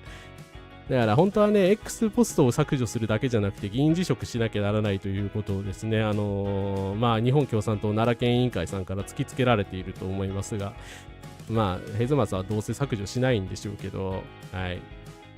ただ怒って当然だし全くの正論だと思います。はい、県議会ですか、失礼しました。山村さん応援します。いや応援したいですよね。本当ねなんだろう何かこれからも発信されるんだったらね応援したいです。手にポケットといえば日本の台湾有事のそうですだからその時に中国の外交官の方が手にポケット突っ込んでこんな感じで突っ立ってきたんですよだからそのことすごい右翼の人たちめっちゃ怒ってて失礼だろみたいな、確かに挑発的な態度ではあったと思うんですけど、なんかねこれ見て失礼だと思わないんですかね。はい、おかしいですよね。現状国旗国家は強制ではないのが望ましいってですねだから上皇はリベラルな人だから言ってるはずなんですけどね、なんかもう忘れてるんでしょうねきっと。だから本当ね、でもヘズマリュウさんの行動、こういう行動とかデスドルもそうですけれどもね、こういう草の根ファシズムみたいなのが広がってるのって日本のねだからその全体主義化の一助になってると思いますし、先ほどのねメディアの情報と合わせて高市政権を下支えするね要素になっていると思いますので、やっぱりこういうところからね草の根から批判していかないと、で左派の主張が通るっていうこともなかなか難しくなってくるのかなと思います。はい。いや本当ねヘズマを除名したいですねだから共産党さんとかで力を結集してヘズマ流除名運動をしたらいいんじゃないかなと思います。はい。ということで最後にですね、我が大日本帝国のこのようなですね、大日本帝国かと見まがう状況になっている日本なんですけど、こういうね状況がいつまで続くのか、何もしなかったらねずっと続いてしまって行くとこまで行ってしまうかもしれないですけど、それに反対する動きも少しずつ出てきているので最後にそれを紹介して終わりにしたいと思います。僕は放送がどうなるかってことよりもそのことだけはずっと思ってるんですよ。やっぱり政治ニュースとか社会を伝える世界情勢を伝える放送局がその国の国家に首根っこ、人事と予算の首根っこに握られてるっていうのは絶対的に間違ってます。これあってはいけないことだと思うんですね。先進国にそういうことはあってはいけません。キャスターの久米宏さんが81歳でお亡くなりになりました。哀悼の意を表します。彼の報道哲学で私が一番好きなのはこれです。政治のニュースを伝える報道局が人事と予算で国家に首根っこをつかまれているというのは絶対的に間違っている。あってはならないことである。先進国にこういうことがあってはならないのだと。まあ結局久米さんがご存命の時には大きな放送改革が成し遂げられなかったのは非常に残念ですね。でまあ先ほど見たようになんかメディアがぞぞって高市さんとかをよいしょしたりとか、そういう社会ダーウィニズムみたいなのを放送するようになってしまっているわけで、まあ非常に残念な状況ではあるんですけど、まあ久米さんのですねこういうツイートが結構バズっていたりですとか、未だに共感する人が多いっていうのは少しの希望なのかなと思います。はい。そうですね。久米さんがだから司会してた頃のね、やっぱニュースステーションとか全然ね、今とカラーがよくは覚えてないですけど、違ったんだろうなと思います。ただ、まあ確かに彼もそのニュースのバラエティ化みたいなのに、協力したといえば、そういう批判はね、もう見たんですけれども、確かにそうなんですけど、まあ、だからといってね、筑紫哲也さんとかもそうですけれども、唐平さんとかもそうですけど、わざわざこういうメディアにしたいと思ってそういうことをやってたわけじゃないじゃないですか。そういうのにアゲインストする人たちだったわけでしょ。やっぱりいつからこうなってしまったのかなというのは真剣に考えなきゃいけないと思いますよね。はい。そう、安倍さんに対するまあ批判ですよね、これね。はい。だから引退した後も、まあこういうことをね、ちょくちょくやられてたりとか、大きな寄付をされたりとかっていうので、お名前は見かけてたんですけどね。はい。僕が死ぬまでに達成できなさそう。いやー、ほんとマスメディアの人たち頑張ってくれよと思いますけどね。はい。ということでですね、あれいや、いいのか。で、まあ、放送会とかですね、政治界からも、まあ、反対の動きが出ているという話なんですが、今回ですね、奥谷県議、衆議院議員選挙に、ちょっと今すいません、ニュースが出てたはずなんですけど、ちょっと出すの忘れちゃいましたが、衆議院議員選挙に立候補されるそうでして、いや、ちょっと投票先に兵庫の方迷っちゃうのではないかと、ちょっと複雑な気持ちなんですけれども、正直頑張ってほしいなと思います。というか、維新の人たちを全員落としてほしいなと思います。はい。で、ただその奥谷県議なんですが、まあ、斉藤元彦さんのですね、批判する傍ら、まあ、立花隆さんを絶対に逃がすわけにはいかないということで、改めてですね、訴訟をすると、もう一回だから立花さんがなんか事実上ですね、奥谷さんへの脅迫罪については許されてしまったんですけども、ふざけるなということで、奥谷さん側からですね、訴訟をするということを去っております。で、これかなりテクニカルなことで、まあこれ西脇さんのチャンネル皆さん見てらっしゃるかなと思うので詳しく説明しないんですけど、ですね、かなりテクニカルなことを奥谷さんと弁護士さんやってらっしゃいまして、訴訟告知っていうのを、増山誠県議らに対して、まあいわゆる躍動の会と言われる会でですね、斉藤元彦さんを支えた人たちに対して送りつけてるらしいんですよ。で、これってどういうシステムなのかっていうと、あなたは訴訟に奥谷さんから呼ばれてますよって、立花隆の参考人として呼ばれてますよっていうのを告知するっていうシステムなんですね。で、これには参加的な効力があると。で、参加的効力っていうのは何なのかっていうと、告知を受けた第三者は訴訟にもしバックれたとしても、まあ、増山さん間違いなく訴訟に出てこないんじゃないかと思うんですけど、参加したものとみなされるんですね。で、その結果、第三者はその裁判の判決に拘束され、以後、別の裁判で何か言われたとしても、例えば名誉毀損だとか言われたとしても、文句言えなくなるんですよ。だからその裁判で、立花隆さんに奥谷さんが改めて勝利した場合、増山さんが同様のね、名誉毀損を奥谷県議から起こされたら、まあそのですね、立花さんの、その根拠結果を、別裁判でこの時に参加しなかったけれども、あなたこの結果は知ってるでしょということで、その結果を援用されてしまうというようなテクニックを使ってるんですね。だからこれもう3人逃げられなくなるんじゃないかと思います。だからもし助かりたければ立花さんの裁判に出てきて申し訳ございませんでしたって、私たちが間違っていましたっていうことを法廷の場で言うしかないってことですよね。まあ、なのでですね、九谷さんには本当頑張ってほしいんですけれども、まあ政治家としてはね、ただ今出しますけど、立憲民主党からではなく、やはり自民党から出るそうなんで、ちょっと複雑な気持ちではあります。はい。まあでも正直頑張ってはほしいです。はい。ということですね。91の市の報道もニュースステーションで見た記憶があります。バラエティー化云々だったら富士山系グループの方がはるかに罪重い。そうですね。まあやっぱり富士山系がね、諸悪の根源ですよね。この手の問題に関しては。久米さんよく責められますけど、そんな罪ないと思うんですけどね。はい。斉藤の件では同情しますが、応援はできませんということで、そうですね。まあ、奥谷さんがいくら好きだからといって、比例に票を入れるわけにはいかないのでね、それはしょうがないですよ。はい。自民党を党として支持することは絶対できないので、はい。奥谷さんも、あ、そっか、もともと弁護士さんですもんね。なんかこう、一網打尽的な、松山を逃がさないようにするための、そう、作戦ということなんですよね。奥谷さん、国政出るっていう噂はね、もともとあったんですけれどもね、でもこのタイミングなのかっていうね、そこはさすがにちょっと複雑な気分になります。私はね、やっぱり自民党抜けてほしかったので、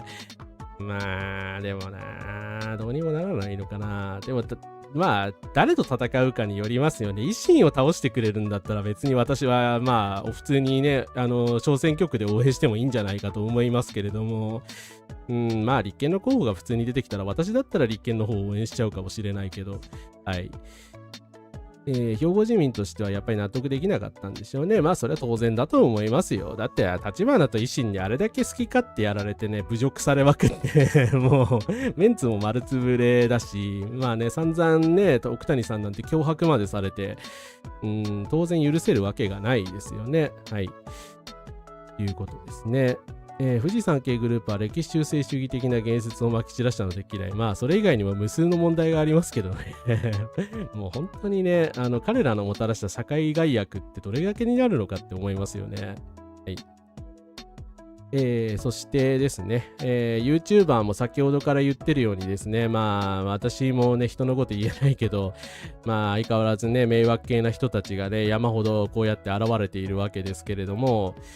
皆様へ、僕は小学校の頃から、ここに通っていました。これは1年に1回だけラマダンの期間終わりに行うイード礼拝の様子です。モスクはもちろん公園を使う許可を毎年市川市に取っています。何がやばいっていうんですか？信仰の自由を否定し、罪のない市民をネットで晒すあなた方の方が1億倍やばいんじゃないですかと。千葉県のですね、イードの、様子、イード礼拝の様子を、私個人はこれはやばいと思います。日本人はもう少し遅れ。ぜひ住民運動につなげてくださいという、まあ、イスラムヘイト丸出しの、ポストがあったんですけれども、まあ、これにですね、反対して共感を集めているのが、はい、YouTuber のモハさんですね。モハブログさんです。年始からフルコースといってですね、調理と称してレイシストを批判するというですね、すごい面白い動画出してるので、まあ何回かで紹介してるんですけど、見たことない方はぜひ、見てみてください。まあ、ピーナッツくんとかを好きだっていうのはちょっとどうかと思うんですけど、個人的に。はい。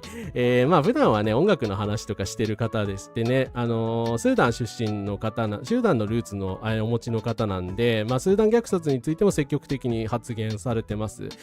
から人気 YouTuber の中でもね、やっぱりようやく、だからマイノリティの方を矢面に立たせてるのは本当情けないんですけど、ようやくこういうこと堂々と言う人が出てきたなというふうに思ってるので、まあ、この流れというかね、モハさんって本当誹謗中傷されたり差別されたりしてるのでですね、他の YouTuber は、ちゃんと支持してですね、守ってほしいと思います。特に日本のマジョリティ YouTuber が。はい、私はモハさんを応援しております。まあ奥谷さん自民抜けないならそうですね、県議会で斎藤を倒してからにしてほしかったですよね。それはちょっとタイミングが違うのではないかなと思いますね。はい。ぜひチャンネル登録しておいてください。もうピーナッツ気にしちゃう目をつぶるわって。だからヒップホップ好きな人だから多分ね、なんかラッパーの人たちってやっぱりその倫理上問題のある人もいらっしゃるから、はい。まあね、表だってピーナッツくん嫌いって言えるね、人気 YouTuber はまあいないんじゃないですか。音楽系の人はね、あれはね、はい。何が問題ですかということをしっかり言っていく必要ありますよね。批判される要素はないですもんね。はい、モハブログすごく面白いです。はい。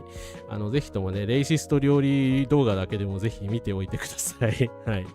私は応援しています。はい。私は応援しているといえば、1000人がでも一緒に生きようということで、埼玉川口で差別に反対ということでですね、先日、ごちゃ混ぜ川口ノーヘイトマーチが、大成功裏に終わったそうでございます。参加した皆様、本当お疲れ様でした。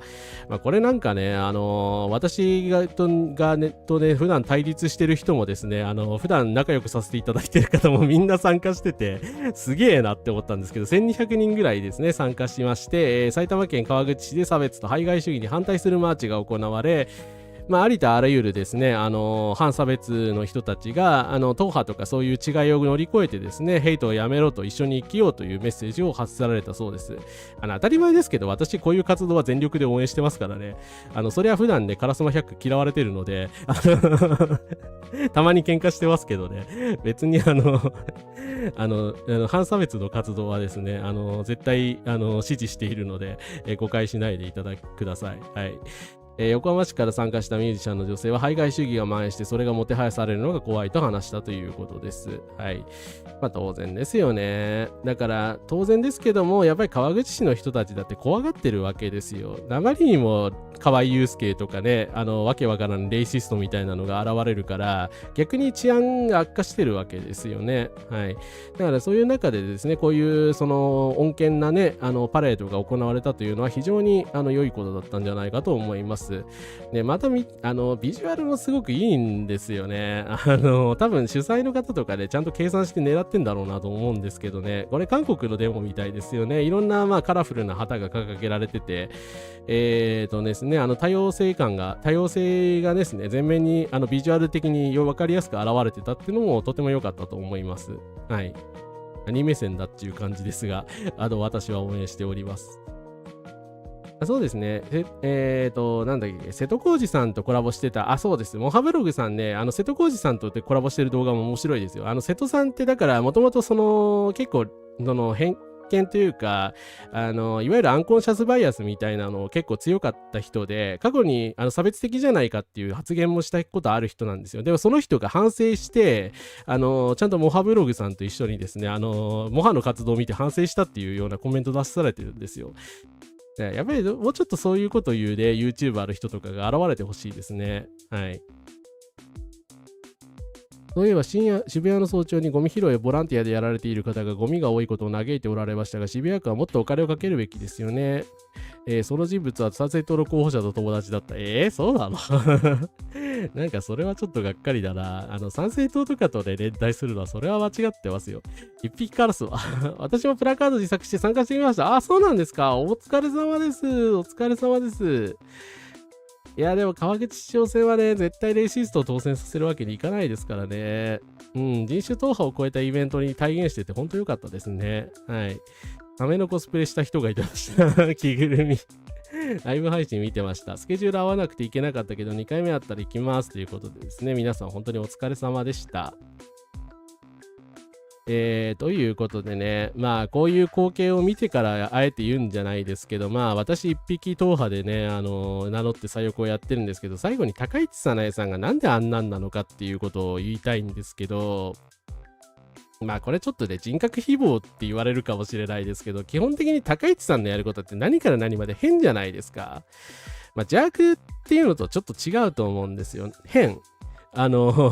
要は今までその自民党とかでもこういうが普通だよとか常識だよって言われたことに良くも悪くも反してる。悪い意味での反してる方が多いけども、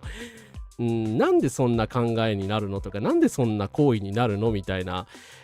感じに受けてる人、私も含めてなんですけど、多いと思うんですけど、基本的にね、あの方って仲間があんまりいないんですよ。真に信頼できる他者が多分パートナーさんさえ含めて自分以外誰も信用してないと思うんですね。だから還元にすぐなびくし、イエスパーソン高橋陽一みたいなやつばっかり信じるし、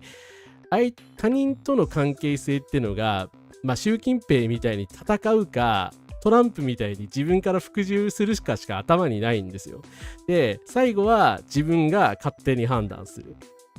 誰の意見も聞かずに。まあ、なんでこういうことを言うかというと、私もそういうタイプだからですね。まあ、それで皆さんに結構ご迷惑をおかけしててね、申し訳ないんですけど、いつも思ってるんですけど、まあ、同類味をちょっと感じるところはだからさっきシンパシーの話しましたけど、だから高市さんもね、その孤独さっていうのは確かに、感じなくもないんですよ。だけど、そういう人って政治家にしちゃダメですよね。思いませんか？友達いない人って、友達いなくても私はいいと思いますよ。私もね、少ないから、友人は少なくていいと思ってる方ですけど、やっぱり利害調整とか他人とのコミュニケーションがちゃんとできない人って政治家やっちゃダメじゃないですか。向いてないんですよ。だからアイドルとしては天才的かもしれないけど、政治家とか行政官には一番向いてない。で、自分の勝手な判断で物事を進めようとするっていうのはやっぱり非常に問題があると思います。で、まあ、朝日新聞もこれすっぱ抜いてるんですけど、幹部の、まあ、政権のね、連中の一人のコメントとして、通常国会の冒頭解散は選択肢の一つだと。政権幹部の一人は首相からこうした考えを示されたことを明かし付け加えたということで、やっぱり高市さんが発信してるんですよね。だから高市さんが考えて自分で勝手に言い出して、まあ、周りの人が忖度して巻き込まれているっていう構図なんですよ。もちろん忖度する奴らも最悪だと思いますけど、だけど、やっぱり高市さんを本当の意味で腹割って話し合える人っていうのが誰もいないんじゃないかなという気がします。はい。あ、村上さん、ゴンカラスです。来ていただいてありがとうございます。だから、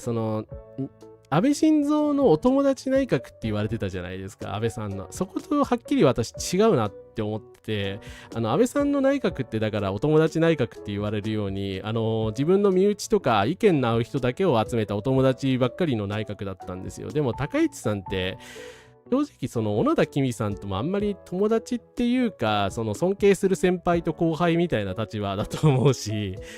ちょっと距離がありますよね。だから友達っていう感じではない。本当に友人って呼べる人ってほとんどいないんじゃないかなという気がするんですよね。だから虚心坦懐に物が言える人がいない。だから進言できる人もいない。だから、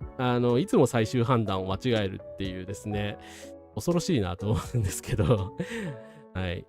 いや、私もね、少ないですけど、やっぱり心をね、砕いて相談、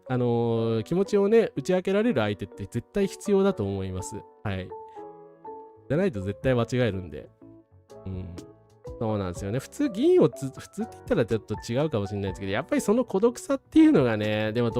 自民党のどうしようもないやっぱり女性に対する差別とか抑圧っていうのをなんか思い起こさせてしまって、そこもちょっと切ないですよね。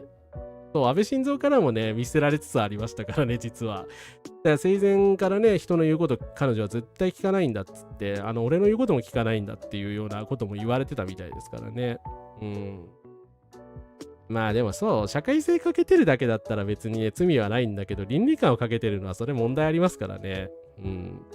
そう、高市さん孤独なんですよ、多分。だか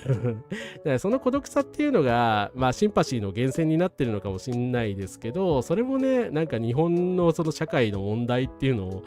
みんな孤独になってるっていうのを表してるのかなと思いますよね。確かに伊勢神宮にね、安倍晋三さんのブロマイド持ってきたのもびっくりしましたけど、あれも多分一人で勝手に考えて決めたんじゃないかな。そう、支援者に挨拶もしなかったんですよ、負けた時に。はい。だから自分以外どうでもいいのかってなっちゃった気がするんですけど、そうじゃない気がするんですね。多分、彼女なりにそういう感謝の気持ちっていうのが全くないわけじゃないんでしょうけど、まあ多分ね、やっぱり自己中心的なんですよ。だから自分が気分乗らないときはやらないみたいな。YouTuber だったらまあそれでいいかもしれないですけど、日本国首相としてはやっぱ失格だよなと思います。はい。ミリエさん、コンカラスです。解散も反対されるのを恐れて、麻生さんと相談せずに独断だったらしいですねって、そうだったみたいですね。麻生太郎さえなんかね、相談されてなかったみたいなこと言ってるらしいですからね。それが事実だとしたら、本当に独断専行の人なんですよね。そうですね。やっぱり男性優位社会の被害者ではあると思うんですけどね。はい。いやでも本当でテレビはね、なんでああいう分かりやすい場面さえ批判しないんだっておかしいですよね。だからああいう方は外部から批判しないと分かんないんだから、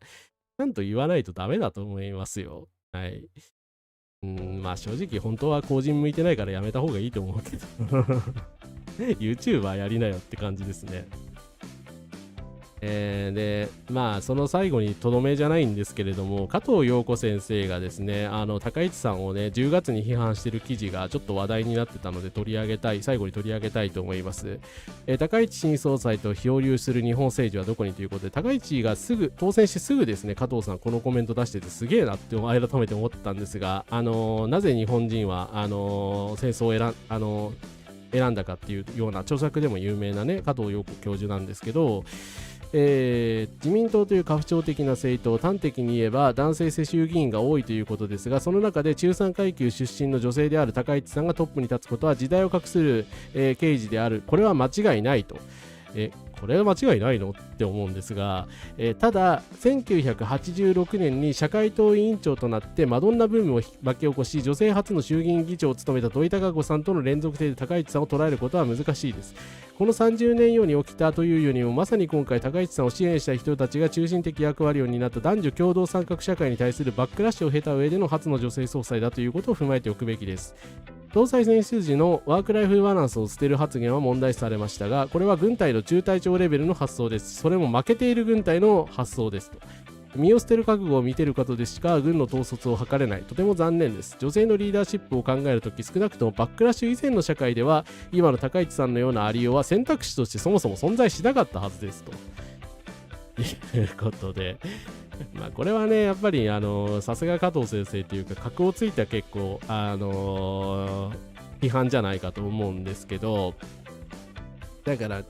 断絶があるんですよ。土井孝子さんって明らかにだからフェミニズム的な文脈でもね、今でも伝説的な存在で、もちろん問題もある方だったと思いますけども、まあね福島みずほさんと同じくね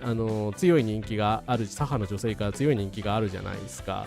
で保守派の人たちにも人気のある存在だった。でもどっちかというと土井孝子さんの系譜を積んでるのって今のとか辻元さんとか蓮舫さんの方であって、高市さん違うんですよね。高市さんはそういう人たちが土井孝子さんみたいな人が面白くないって思ってた、まあ、安倍晋三みたいな典型的には男性たちから支持されて出てきた人なんですよね。だから高市さんがそうやって首相までなってしまったっていうところの存在というか、そのこと自体がバックラッシュそのものであるっていうですね。だから高市さん自身はそこまでまあもちろんね本人も極右ではあるんです。それは本人の意思なんですけれども、それ以上にですね高市さんの存在そのものが社会のねそういう女性差別やバックラッシュの象徴であるっていうことを加藤さんは指摘されてて、だからやっぱり女性だからね高市早苗を支持しろみたいなことを言う右翼の人が今でも結構いますけれども、それが完全に間違っているっていうのはまあそういうことだよなと思います。そういう歴史的連続性の中に高市さんも捉えなきゃいけないと思いますし、まあ、私は小泉さんとかやっぱ安倍さんとかのポピュリズム政治だったり偶像崇拝みたいなものに近しいところも感じますけれども、それ以上にこういうですね草の根極右みたいなのがうようよしていて極右化しつつある日本の中でバックラッシュの象徴ってやる人物が首相になってしまってみんなが共感しているっていうことが、問題の核心なんじゃないかなと思います。はい。ということでね、麻生は死ぬほど嫌いだが総裁選で後ろ盾になってくれた麻生には言っておけと思った。だからね、その麻生みたいな人が取り立てて首相になった人なんですけど、まあ本人は結局麻生にさえ相談できないような人だったっていうところがまた象徴的ですよね。だからただの偶像でしかないんですよ。はい。クリアファイルに入れた安倍さんの写真を持ってリコリコする様子は本当に異様でしたっていうね。本当ずれてるんですよね。はい。そうだからなんでしょうね。やっぱり自分を殺してある意味生きてきたがゆえのそういう態度なのかなと思うとね、ちょっと悲しい気持ちになりますけれども、まあでもそれに多くの日本人が共感してしまってるっていうのがね、やばい状況であるっていうのはまずい思いますよね。いや本当加藤先生鋭いですよね。だからご本人がやっぱりアカデミアの中でその女性として軽視されてきたっていう少なからぬ経験が終わりでしょうから、それもねやっぱり踏まえてもね、重みのある発言の重みが全然違うんですよ。はい。そう、教育直後大好きっていうのはね、やっぱりそのね、いろんな通底するものを感じちゃいますよね。はい。なので、戦前から続くこういう極右のね、バックラッシュ政治を、今止めなければいけませんので、いろんなね、動きがあると思いますし、まあ、左派もいろんな党派の違いはあると思いますけど、まあ、つべこべ言わずにですね、ファシズムには、一致して対応していきましょうということで、共感する方はよかったら高評価、チャンネル登録と応援よろしくお願いいたします。はい。ということで、本日も、ご視聴いただきましてありがとうございました。2本立てで結局3時間ぐらいになってしまって申し訳ございませんでした。今後もですね、ちょっとテーマ的になんか、分割した方がいいなって時は、まあこうやって枠別にしたりした方が、今回皆さん結構ね、連続で見てくださったりしたみたいなんで、今後もやっていこうかなと思いますので、よろしくお願いいたします。はい、お疲れ様でした。皆さんお疲れ様でした。ありがとうございました。ですね、ということで、いろいろね、すいませんでした。先週からね、ちょっとスケジュールの面でご迷惑をおかけしちゃったりしたと思うんですけど、ちょっとスケジュール表はですね、明日また投稿しますので、よろしくお願いします。ですね、次の配信は、なので金曜日にですね、またフリートークとかやろうかなと思っているんですけれども、土曜日には、ですね、音花風花さんと、スカーレッタ・クローワルツで、ですね、ペーパーズ・プリーズの続きもやっていきますし、日曜日にはね、メンバー限定配信もやろうと思ってますんで、よかったら投稿等もチェックしてみてください。はい、戦争、差別、虐殺、独裁、あらゆる差別に反対しますという、あらゆる加害に反対しますということで、はい、皆さんちょっとね、日本社会ではね、19% クラブでございますけれども、皆さん頑張って生き抜いていきましょう。はい、ということで、今回もお付き合いいただきありがとうございました。お疲れ様でした。おやすみなさいませ。お疲れ様でした。